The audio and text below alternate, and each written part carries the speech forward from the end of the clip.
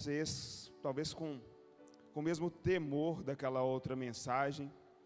Eu quero que a gente entenda um processo que Deus quer trabalhar no nosso coração, que o Senhor quer fazer através de nós, que é a questão das estações de Deus. Toda a Bíblia, ela trabalha por estações, ciclos onde os processos são determinados por Deus, onde Deus coloca um processo sobre você para que você possa ser levado a uma maturidade, para uma próxima estação. Você tem o verão, a primavera, o outono, o inverno, e cada estação tem a sua virtude, cada estação tem a sua necessidade, e todo cristão tem que passar pelo ciclo das estações. Não há como você progredir, amadurecer, se você quiser viver só na estação do verão.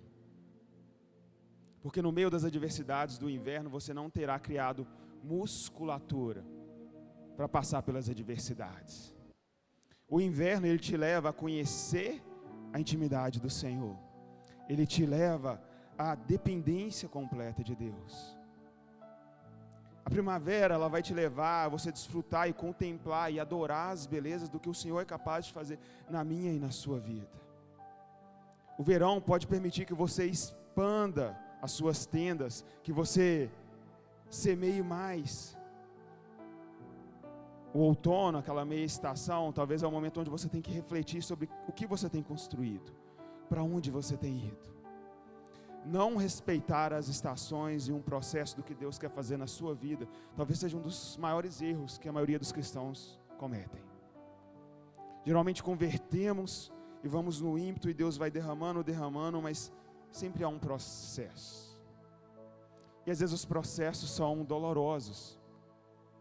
Não respeitar o processo não é progredir, é ficar parado. Havia um processo que Deus queria estabelecer com Adão e com Eva. Adão, guarde o jardim. E Deus vinha, encontrar na viração do dia com Adão um processo de discipulado, de intimidade, de profundidade. Um processo que talvez fosse lento na cabeça de Eva e de Adão. Talvez não fosse suficiente para o que Eva almejasse. Uma serpente vem, então fala, olha, se você provar do fruto, ou seja, se você desobedecer, você será como o próprio Deus.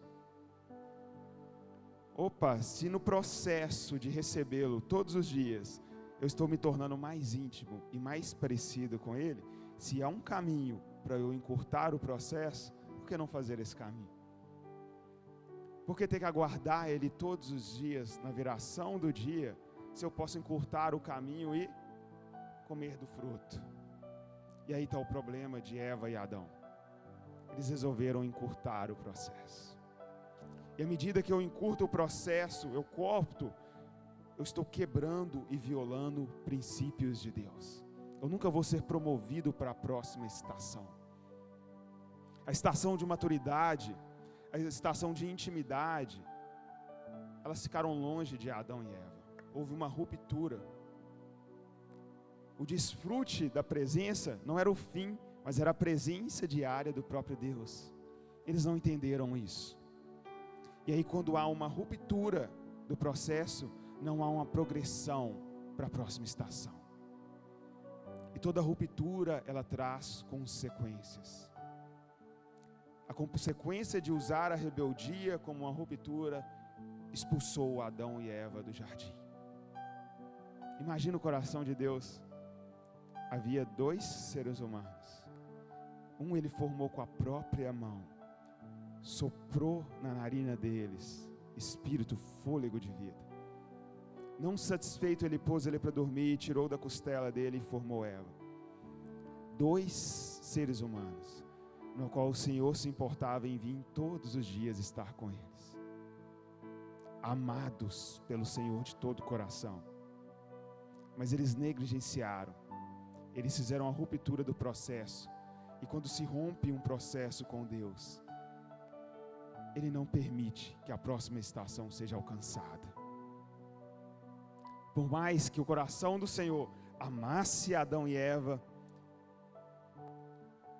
ele não pode ir contra aquilo que ele é. Ele é santo, justo e verdadeiro. E por causa da sua verdade, naquilo que ele tinha explicado a Adão, e por causa de não permitir que o pecado ofendesse a presença da sua santidade, ele precisou ser justo e colocá-los para fora, porque eles fizeram uma ruptura no processo.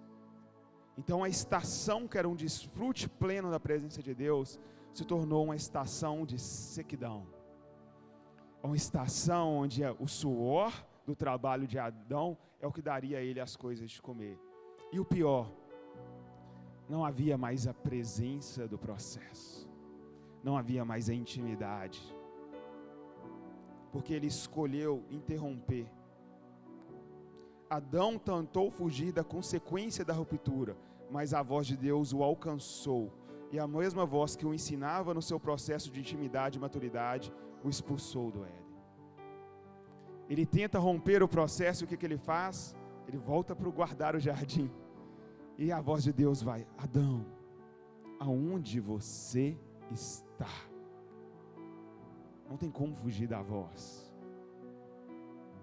O Senhor sempre vai te alcançar e te perguntar: aonde você está que você não está no meio do processo que eu estou gerando em você? Não há progresso, não há próxima estação, se nós não aprendermos a respeitar e viver as estações que Deus tem colocado sobre nós. O Otmani, num livro dele, ele fala que há um poder da pressão, onde Deus vem com pressão para extrair o melhor de nós.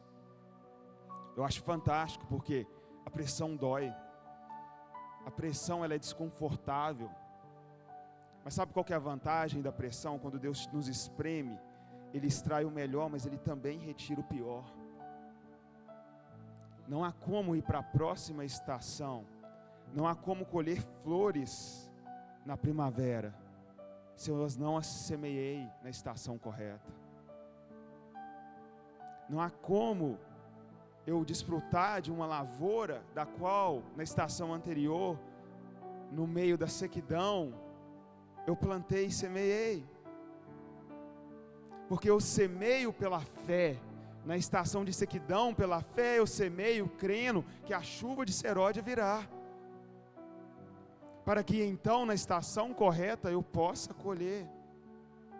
Ou seja, em meio à dor, em meio à incerteza, eu vou crendo e semeando e me submetendo à vontade de Deus, para que na estação correta eu possa colher. Não posso avançar para a próxima estação. Sabe por quê? Porque é misericórdia de Deus.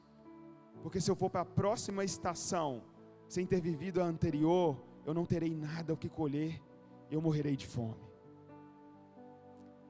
Ser parado na estação para passar pelo processo, não é rigor excessivo de Deus, é a mais profunda misericórdia imersa em seu amor, para me levar num lugar mais profundo, onde eu possa colher frutos daquilo que Ele me ensinou a semear. O livro de Cantares nos fala que quando Ele vem visitar o jardim secreto, que somos nós, Ele vem para colher os doces frutos. A expectativa de Deus, quando Ele vem me visitar, é que eu tenha frutos para oferecer. Mas se eu não aprendi a lidar com as estações da minha vida, Ele não terá frutos. E aí, quando Ele diz: aquele que não dá frutos, eu cortarei e lançarei na fornalha, nós achamos um discurso duro e cruel.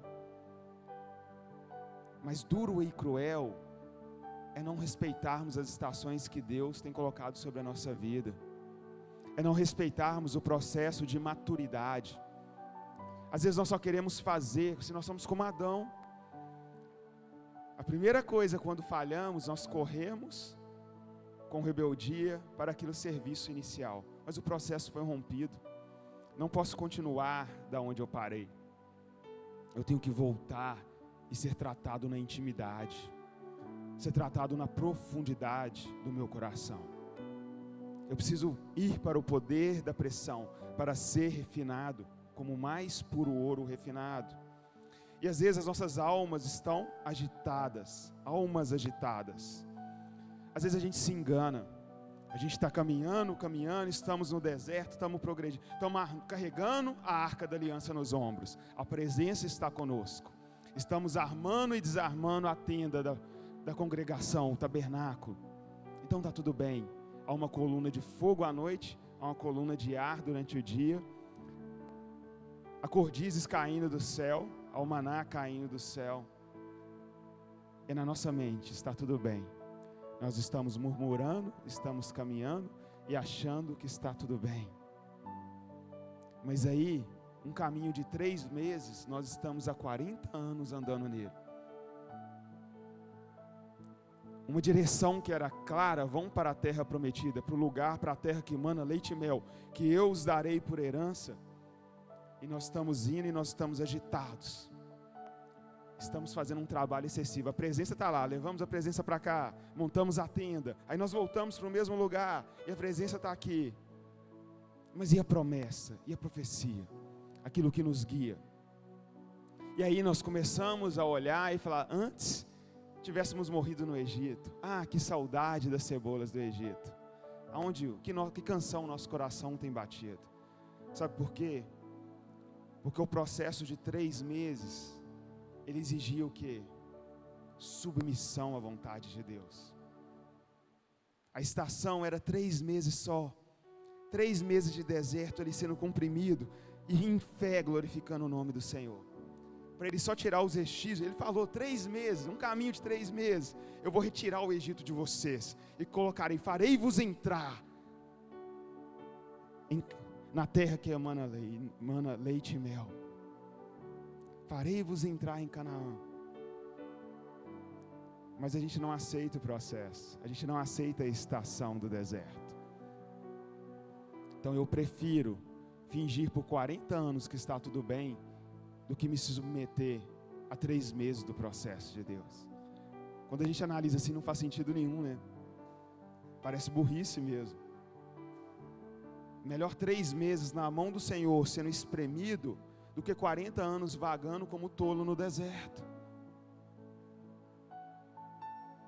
E não satisfeitos, questionando mais ainda a presença do Senhor, o que acontece com eles?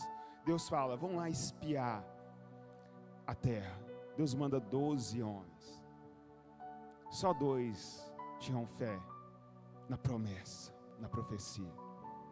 Todos os outros 10 voltam falando de gigantes. E todo o povo se atormenta e não crê em Deus. Mas somente Caleb e Josué falam, nós vamos entrar. Tem uvas gigantes, tem mel, tem leite, a terra é frutífera. Eles nem lembravam dos gigantes. Eles estavam pensando na promessa. Mas aí Deus vem e fala, ninguém vai entrar.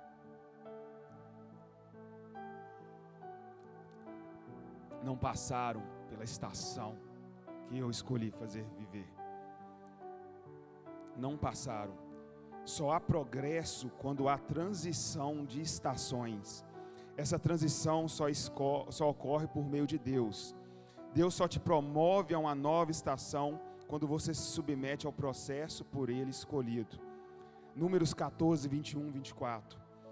Porém, tão certo como eu vivo e como a terra se encherá da glória do Senhor, nenhum dos homens que tendo visto a minha glória e os prodígios que fiz no Egito e no deserto, todavia me puseram à prova, já 10 vezes e não obedeceram a minha voz. Nenhum deles verá a terra com juramento prometi a seus pais. Sim, nenhum daqueles que me desprezaram haverá. Porém o meu servo Caleb, visto que nele houve outro espírito e perseverou em seguir-me, eu o farei a entrar a terra que espiou, e a sua descendência a possuirá. Vocês viram a palavra-chave aqui? Porque Caleb vai entrar? Obediência à voz do Senhor. Simples. 3 meses de obediência à voz do Senhor teria evitado 40 anos vagando no deserto. Só 3 meses. O que são 3 meses perto de 40 anos? Para você entrar no maior desfrute da presença e da promessa de Deus. O nosso coração é tão tortuoso que ele se engana em acharmos que estamos nos movimentando, estamos andando, estamos montando o tabernáculo, estamos carregando aquilo outro, nós estamos na direção correta. Mas se não há transformação em meio à obediência à voz do Senhor, nós não estamos progredindo. Só há progresso quando Deus nos tira de uma estação e Ele nos leva a outra por meio do seu processo. Se há ruptura, há consequência.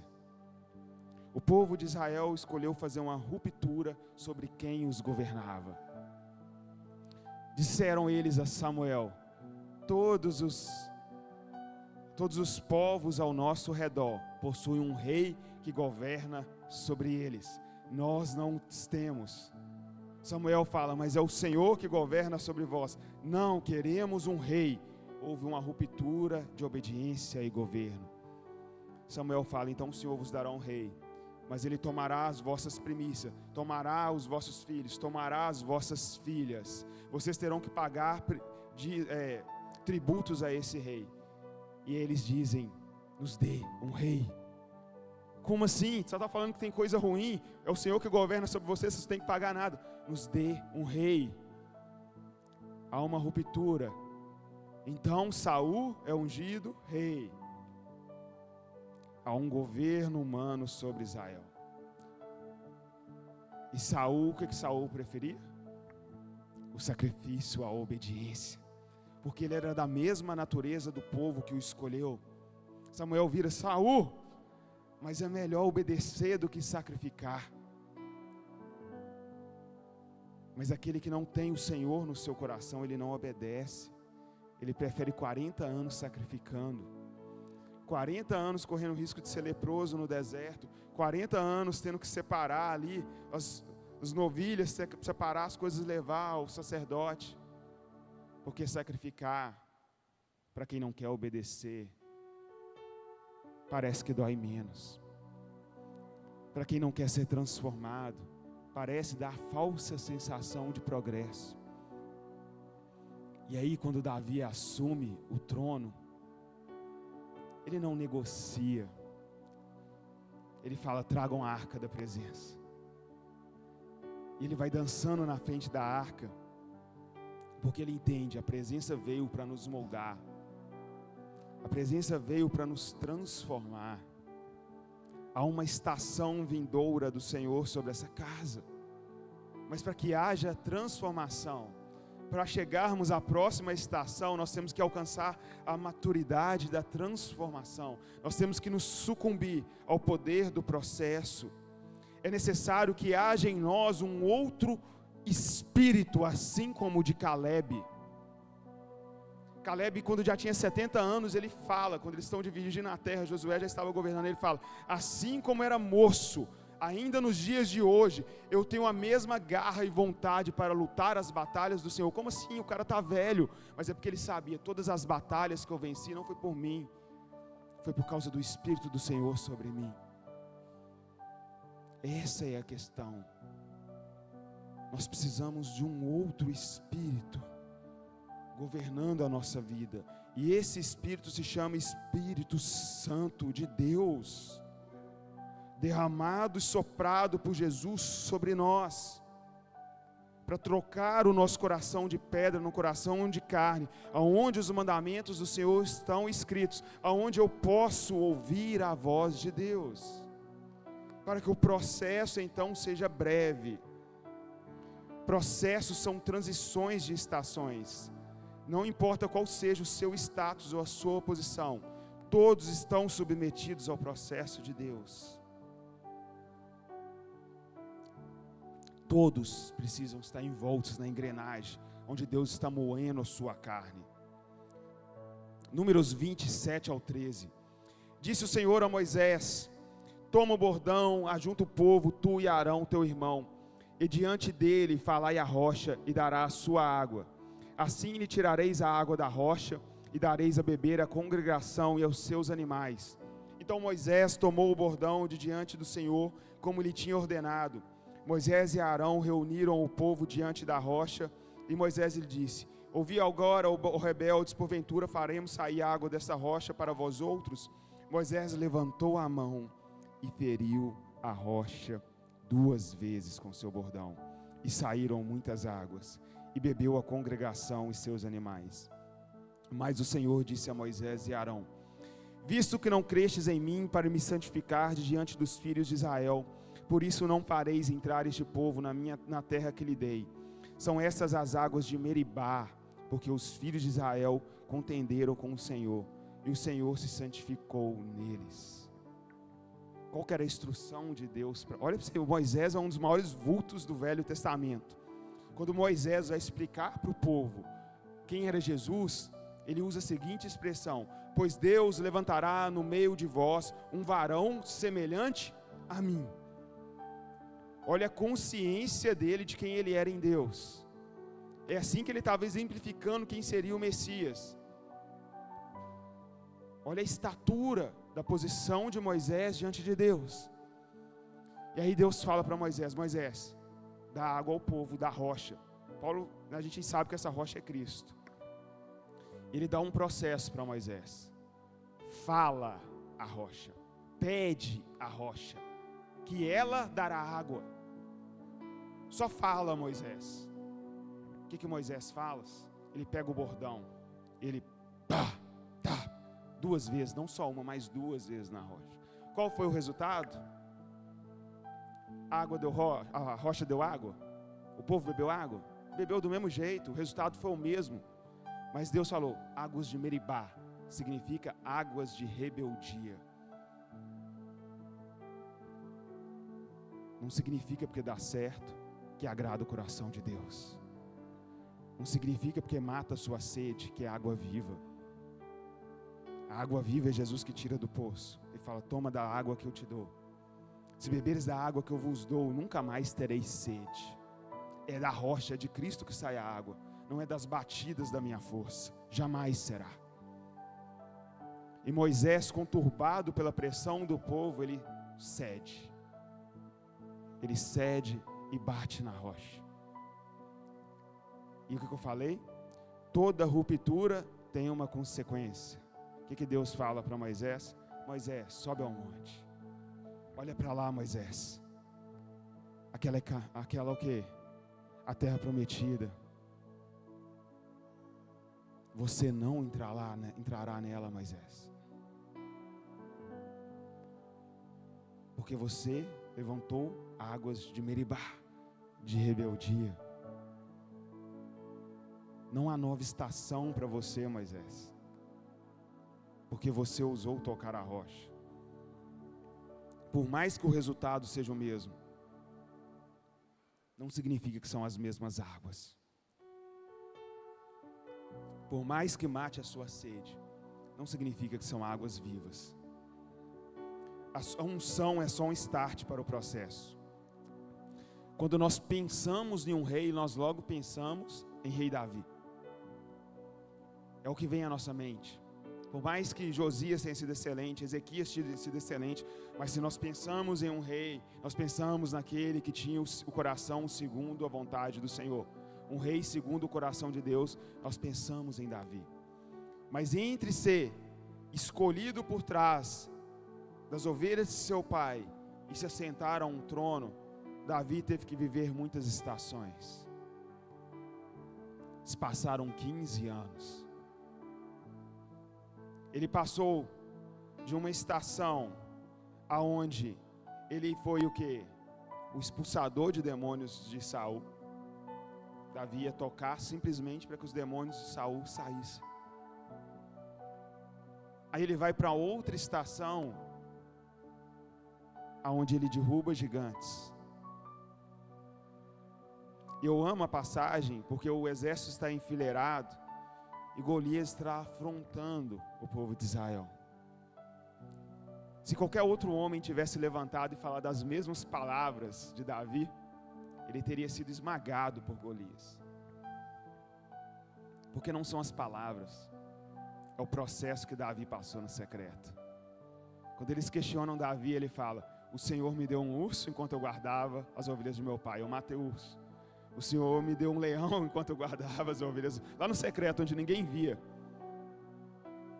Ele tinha vivido um processo. Então quando ele vai para Golias, ele fala: se eu matei um urso no nome do Senhor, se eu matei um leão no nome do Senhor, o que será um incircunciso filisteu que está blasfemando o nome do meu Deus? Quando ele separa as pedras, ele pega uma para cada gigante, que seriam os irmãos de Golias. Ele não pega a mais, porque ele fala: não sou eu que vou atirar, é o Senhor que está atirando as pedras. Ele derruba Golias, porque ele tinha vivido um processo no secreto. Quando tudo se acalmava, quando ele estava sozinho na noite, o coração dele batia e adorava a Deus. Quando não havia emoções para motivá-lo, quando não havia instrumentos para empurrá-lo, o coração de Davi adorava a Deus. E aí ele vai para outra estação, ele vai para a estação de se tornar guerreiro de Saul. E aí ele começa a triunfar, e o povo começa a cantar: Saul matou milhares, mas Davi matou dezenas de milhares. E aí quando tudo parece que está dando certo na vida de Davi, Deus leva ele para o inverno. Vem cá, Davi, agora Saul vai te perseguir, vamos ver se você depende realmente de mim. E aí, por vários momentos, Davi tem a possibilidade de usurpar o trono de Saul, mas o coração de um rei jamais faria isso. Enquanto o coração de Saul, que prefere sacrificar do que obedecer, está disposto a sacrificar a vida de Davi, o coração de um homem, segundo a vontade de Deus, está sempre disposto a obedecer e a passar pelo processo. É assim que você mede um cristão, o quanto ele está disposto a passar pelo processo para vivenciar a próxima estação. Davi, em vários momentos, ele fala que quando Deus coloca para ele: o que você quer a praga, você quer ser perseguido, ele fala: que eu caia na mão do meu Senhor. O medo dele era estar fora da mão de Deus, mesmo que seja para ser espremido, ele queria estar na mão de Deus. É assim que você mede quem ama a Deus. O processo leva à estação de intimidade. Vivenciar o processo e respeitá-lo nos faz vivenciar a profunda intimidade com o nosso Senhor. Invocar o nome de Jesus implica em conhecê-lo genuinamente. Ser discípulo implica em caminhar com Ele. É algo resultante de uma obediência profunda. É algo que Deus gera em nós no meio da caminhada. Sabe quando dá errado? Atos 19, 13, 16. E alguns judeus exorcistas ambulantes tentaram invocar o nome do Senhor sobre possessos de espíritos malignos, dizendo: esconjuro-vos por Jesus a quem Paulo prega. Os que faziam isto eram 7 filhos de um judeu chamado Cefa, sumo sacerdote. Mas o espírito maligno lhe respondeu: conheço a Jesus, sei quem é Paulo, mas vós quem sois? E o possesso do espírito maligno saltou sobre eles, subjugando a todos, e de tal modo prevaleceu contra eles, que desnudos e feridos fugiram daquela casa. Qual foi o processo que Paulo passou? De fariseu a perseguidor da igreja, a cego pela presença, a sendo conduzido a um discipulado por Barnabé, escondido de todos, até ser restaurado e apresentado pelo próprio Deus como apóstolo. Aí de repente vem alguns caras, filhos de Cefas, que era sumo sacerdote, conheciam a liturgia, conheciam a religião. E aí eles ainda falam: esconjuro-vos em nome de Jesus a quem Paulo prega. É o mais alto grau de falta de intimidade. Eles nem sabiam quem era Jesus. Conhecer o processo não te faz ir à próxima estação. Continuar fazendo o que você está fazendo não te faz ter autoridade. Por mais que Cefas, sumo sacerdote, aprovasse, eles não tinham intimidade com o Senhor do nome. Eles não tinham intimidade com Jesus. Não tinham passado pelo processo que Paulo passou. E aí deu errado. Deu muito errado. Agora, quando Paulo se apresenta, quando o nome de Paulo é falado, até os demônios reconhecem. Porque Paulo foi exprimido ao poder da pressão de Deus. Ele passou por um processo, ele foi levado a outra estação de ser apóstolo. Ele não simplesmente saiu de fariseu a apóstolo, não. Ele foi podado de todas as formas até a próxima estação. E aí na próxima estação ainda foi preso, sofreu naufrágio, viveu várias outras estações que o transformaram de passo em passo em quem ele era. Quando Lucas está com eles, e ele não está servindo como Paulo espera, Paulo fala, leva ele embora. Ele não está ajudando em nada. Eu sempre achava esse versículo extremamente duro. Porque ele manda Lucas embora, e Barnabé volta e cuida de Lucas. E aí eu sempre achei que, nossa, o coração de Barnabé é maravilhoso, né? Ele volta para cuidar do cara e tudo. Hoje eu sei que meu coração é mais parecido com o de Paulo nessa questão do que de Barnabé. Mas o que acontece? Lucas volta e ele passa por um processo com Barnabé. Talvez para Lucas ele estava o quê? Regredindo. Mas ele estava estancado, ele não conseguia romper. Ele não conseguia acompanhar Paulo. Não acompanhar Paulo talvez fazia mal para ele. E mal para Paulo. Porque Paulo pressionava e ele não rendia. Paulo pressionava e ele não rendia. E aí ele regride. Barnabé cuida e discipula. E aí quem que chama ele? O próprio Paulo fala, manda vir Lucas, que agora eu estou sabendo que ele está frutificando. E aí ele vem servir com Paulo. E aí ele rende, ele produz. O que parecia um regresso, se tornou o quê? Uma nova estação na vida de Lucas. E aí ele vem, consegue acompanhar, ele consegue fluir. Nós devemos vivenciar as estações. É nele que devemos nos concentrar continuamente. Esses homens, eles eram filhos de um sumo sacerdote, mas conhecer o processo não é o mesmo que se submeter a ele e vivenciá-lo. Por isso eles foram expulsos por aquele homem endemoniado. Não levamos fogo estranho à presença do Senhor. Levítico 10, 1 ao 5 diz assim, Nadab e Abidu, filhos de Abraão, tomaram cada um o seu incenso e puseram neles fogo e puseram incenso sobre ele. E eles levaram na presença do Senhor um fogo estranho. O que acontece quando eles fazem isso? Quando eles levam um fogo estranho? Então saiu fogo de diante do Senhor e os consumiu, e morreram perante o Senhor.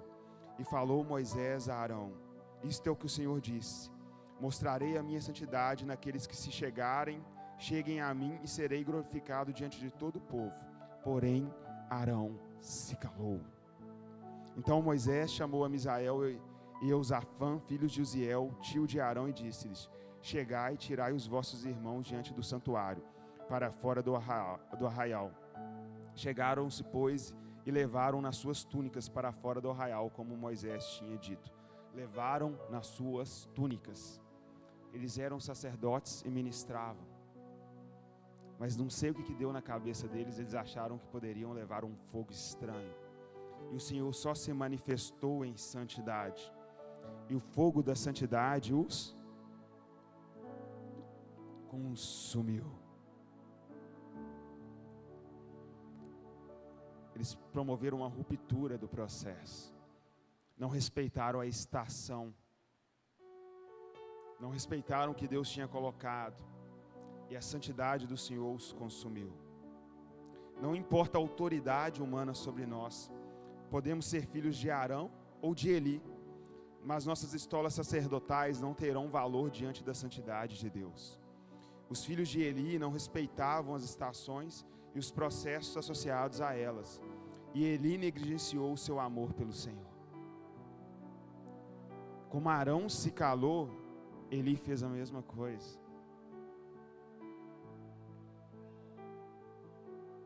As estações são fundamentais para nos levarem à próxima estação de Deus. O que parece estar difícil hoje só vai nos fortalecer para o que está vindouro. A estação do novo nascimento. Nicodemos vai estar com Jesus. Ele vai questionando e ele fala, Jesus, ninguém pode fazer as coisas que você faz se não for mestre da parte de Deus. E aí Jesus fala, é necessário que o homem nasça de novo. O homem nasça do Espírito. E Nicodemos questionando, ele fala, mas terei eu que voltar ao ventre da minha mãe? E aí Jesus fala, o que é nascido da carne é carne, mas o que é nascido do Espírito é Espírito. E se eu sou nascido do Espírito, é necessário que eu dê o quê? Frutos espirituais. Que o meu caráter seja transformado. Vocês entendem? É uma estação onde eu sou regenerado. Como isso acontece é teologicamente um mistério. Nós não entendemos como alguém pode ter a sua chave transformada a tal ponto de se tornar uma outra pessoa. Mas isso é claro nas Escrituras. Todos saíram da água para o vinho. O novo nascimento implica em transformação completa. Tem que ser algo evidente na sua vida. Não pode ser só um mergulho na piscina. Tem que ter frutos espirituais. É do antes para o depois. É do quem era Paulo e quem é Paulo agora. Quem era Pedro e quem é Pedro agora. Quem era o Fernando e quem é o Fernando agora.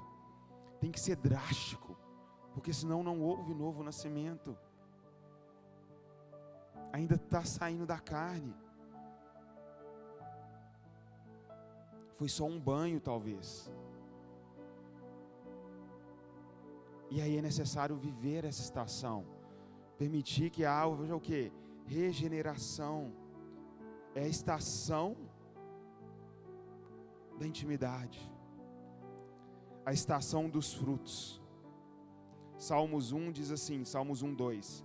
Antes o seu prazer está na lei do Senhor, e na sua lei medita de dia e de noite. Ele é como árvore plantada junto à corrente de águas vivas, que no deserto, no devido tempo, dá o seu fruto, e cuja folhagem não murcha. E tudo quando ele faz será bem sucedido. Os ímpios não são assim, são porém como a palha que o vento dispersa. Olha, antes o seu prazer está na lei do Senhor, está na palavra. Onde o seu coração bate quando está só você? Ele é como árvore plantada junto à corrente de águas, que é Cristo. E no seu devido tempo, na sua devida estação, Ele dá o seu fruto. Ezequiel 47, ele fala que o profeta é levado pelo anjo do Senhor até um rio que flui de um trono magnífico de dentro do Santo dos Santos. E ele vai caminhando até o momento que a água dá aos tornozelos, dá no meio da canela, dá nos lombos, e até que é um rio onde não se pode atravessar a nado. Todo mundo conhece essa passagem. Ali está falando de níveis de intimidade. O último nível, quando a água é um rio onde não se pode atravessar a nado, implica de uma vida onde o Espírito Santo me conduz e eu não tenho domínio sobre quem eu sou, mas eu sou totalmente regenerado pelo Espírito de Deus. Mas eu amo quando ele continua e ele fala: no seu leito, árvores frondosas, e elas dão os seus frutos, e esses frutos caem dentro do rio e alimentam os peixes. O natural da vida de um cristão, quando ele amadurece, ele se tornar uma árvore frondosa ao leito do rio, para que ele dê o seu fruto, ele caia dentro do rio e alimente os novos convertidos. Essa é a expectativa de Deus para mim e para você, de maturidade. E o detalhe é que a árvore frondosa no leito do rio, ela continua se alimentando do rio. Se você secar o rio, ela morre. Isso não muda a sua dependência em relação a Jesus.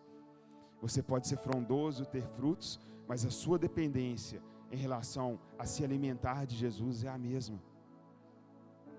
A maturidade, ela faz com que você se torne uma árvore que... Qual que é o objetivo de uma árvore à beira do rio? É manter o rio fluindo forte no seu meio.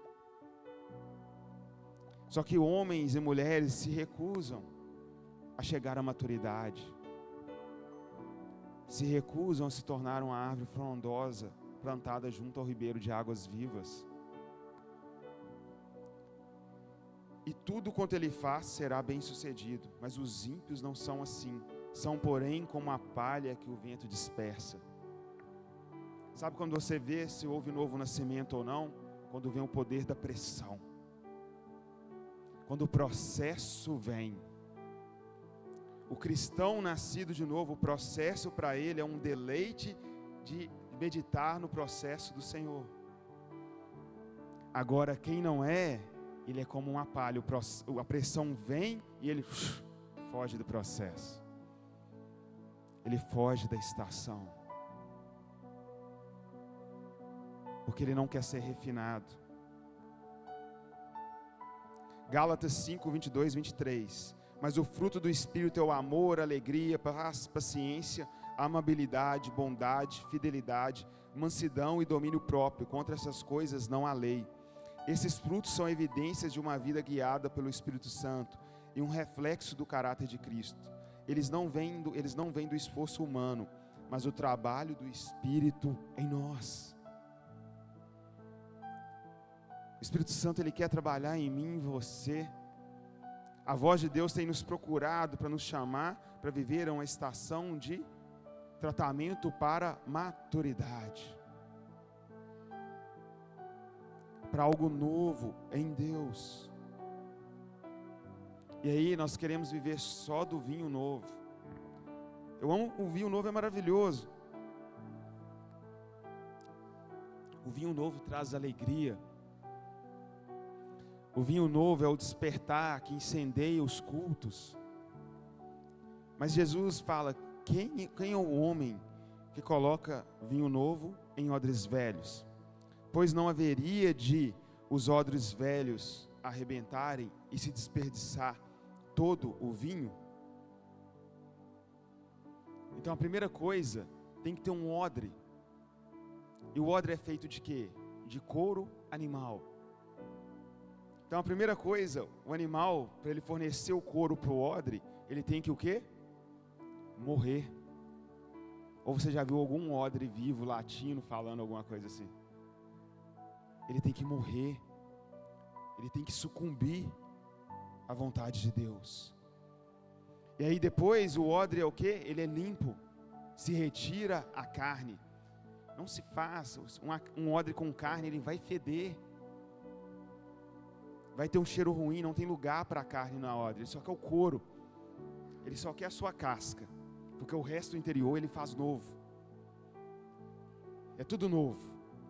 E aí ele pega o odre, aí eu amo. Só que aquele couro ali, ele não tá bom. Aí ele pega o couro e ele leva no fogo. O odre tem que passar pelo fogo. Vocês estão entendendo o que eu estou falando? Ele tem que ser colocado no fogo, para ele ser chamuscado pelo fogo da santidade de Deus. E aí ele adquire a consistência ideal. aí ele é costurado, ele é moldado. À medida que o Espírito Santo costura você e molda você, ele está te preparando para receber o vinho. É um propósito maior. É doloroso? É, mas é um propósito maior. E aí ele vem com o vinho novo. E o vinho novo é maravilhoso, a gente pula, a gente grita, a gente tem visões maravilhosas, mas aí vem Jesus, quando ele está finalizando um dos capítulos de Mateus, ele simplesmente fala assim: mas o vinho velho é melhor. Caramba, eu estava tão feliz com o vinho novo, o Senhor vem e fala que o vinho velho é melhor, e aí ele não fala mais nada, mas eu sei que o velho é melhor que o novo. E aí Deus falando comigo, ele falou assim: sabe por quê, Fernando? Que o vinho velho é melhor, porque o novo você pode receber em cada culto, mas é o vinho velho, é aquilo que você guarda, que você carrega, que vai transformando você diariamente. É o que você permite que vai te amadurecendo, para que você seja realmente um portador do reino de Deus. Se eu desperdiço o vinho novo todos os dias, eu nunca terei o vinho velho, que é melhor. Eu nunca terei maturidade. Eu sempre vou ser aquele cristão há 40 anos no deserto. Carrega a presença, monta a tenda, desmonta a tenda. Agora, quando o vinho novo é transformado em vinho velho e muda o meu caráter, eu sou aquele cristão que pega o incensário correto, não um fogo estranho, eu adentro no Santo dos Santos. Eu não me preocupo com o sacrifício. O sacrifício fora do lado do Santo dos Santos dá trabalho, faz sujeira. Eu só acendo o fogo da presença do Senhor. Eu permito que a presença encha o lugar. E no meio da presença do Senhor, eu não sou nada mais do que um dependente do perfume de Cristo. No meio da presença do Santo dos Santos, eu não sou nada nem ninguém, a não ser alguém que anseia pela presença. Não há nada mais do que um adorador. E assim como ele ensina em João 4, ele fala: porque é chegado o tempo que o Senhor procura aqueles que o adoram em espírito e em verdade, não aqueles que adoram nos montes. O processo é simplificado. Eu não preciso levar o sacrifício. Eu não preciso subir ao monte. Eu não preciso entrar por trás do véu. Não há véu mais. Porque eu tenho o vinho velho. Eu respeitei a estação. E agora, por ter respeitado a estação, nós podemos desfrutar da presença genuína de Deus. Algo mais profundo.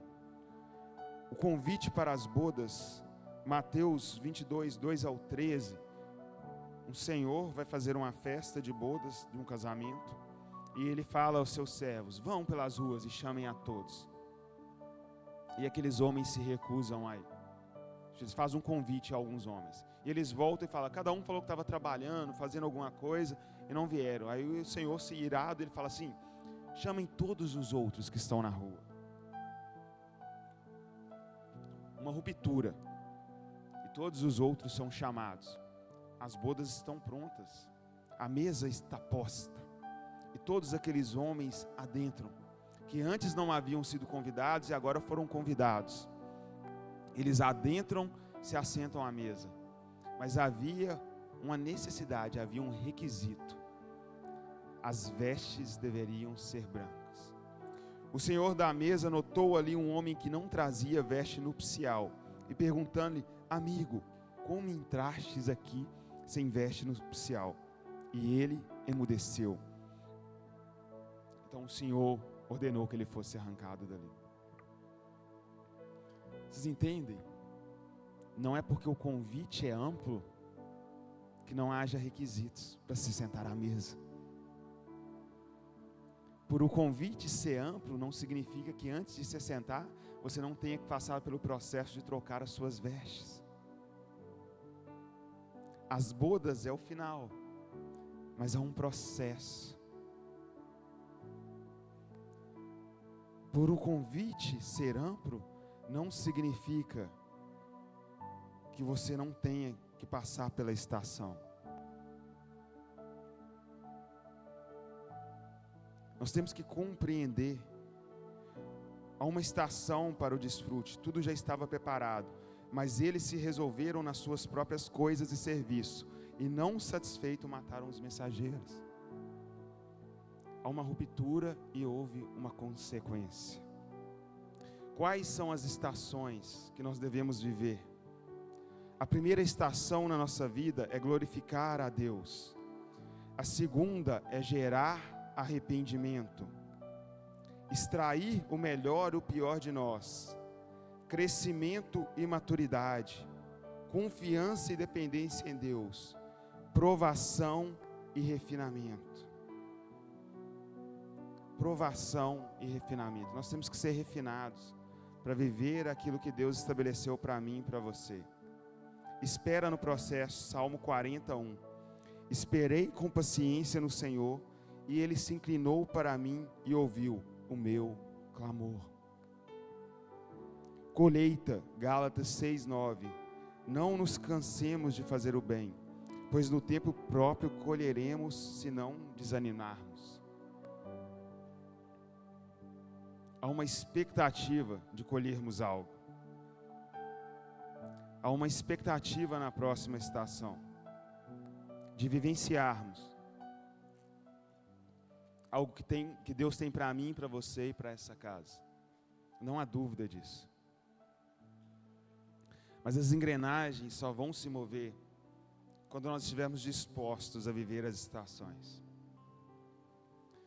As engrenagens só vão se mover quando nós estivermos dispostos a permitir que o Espírito Santo trabalhe em nós.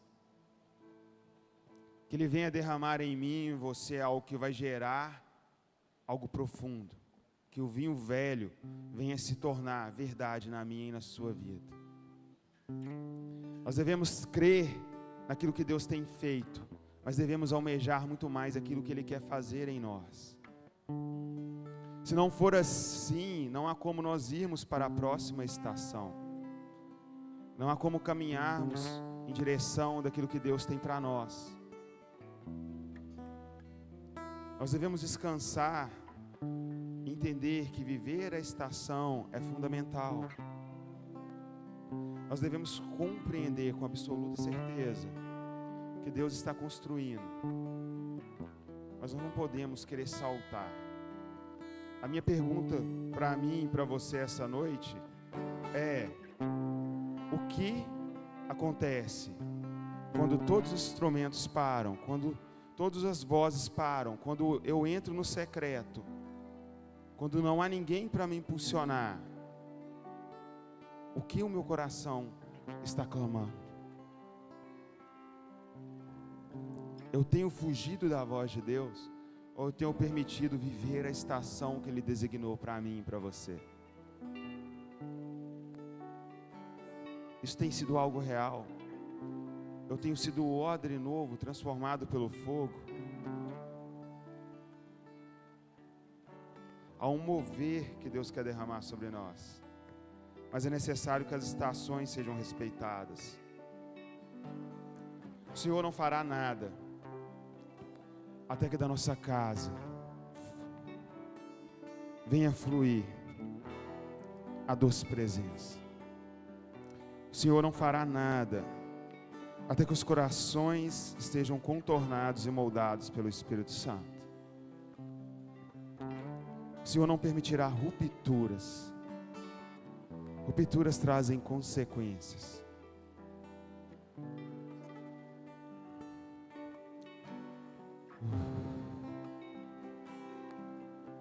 A voz dele está sobre mim, sobre você. Se coloca de pé do seu lugar.